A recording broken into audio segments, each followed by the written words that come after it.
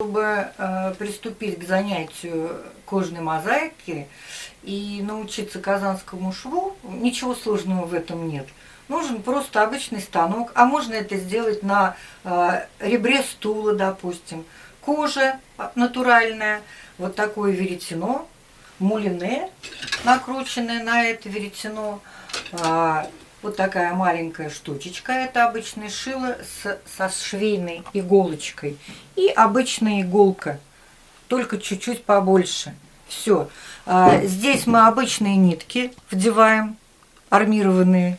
Здесь тоже у нас обычная нитка. Все очень просто. Это можно научиться за 10 минут.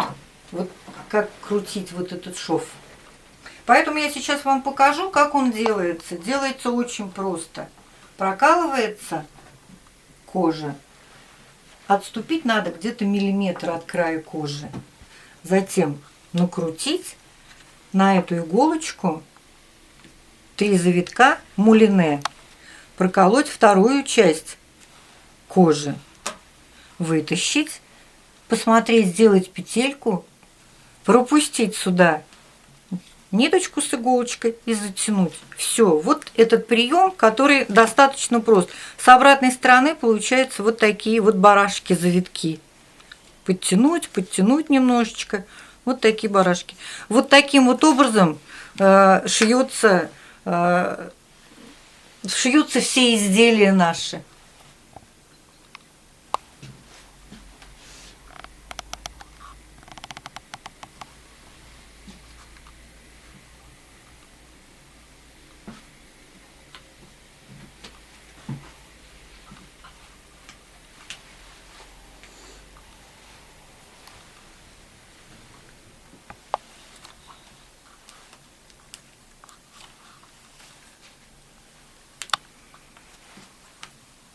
Работа кропотливая, но она очень приятная, потому что вы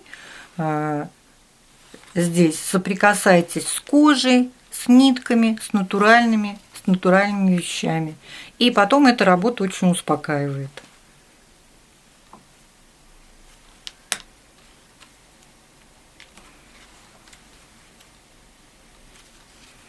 Старинное ремесло в современной жизни приносит только удовольствие.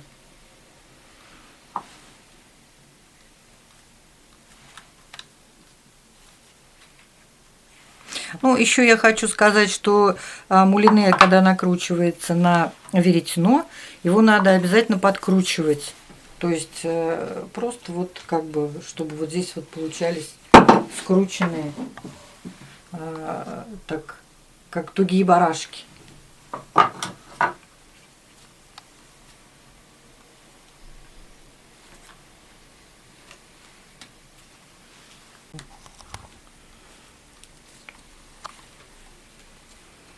Прокалываю вторую тоже половиночку кожи.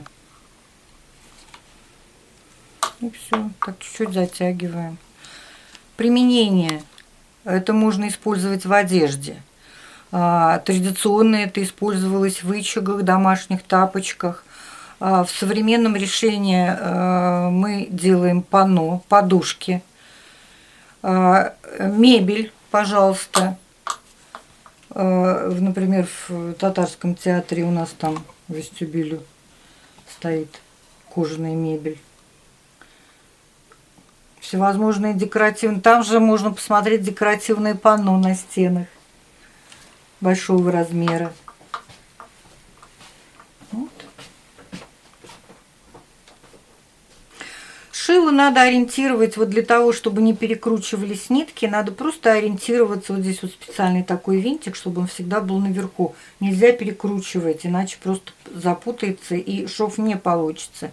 И уже мастерицы, они как бы сразу видят, как надо это все делать, каким образом.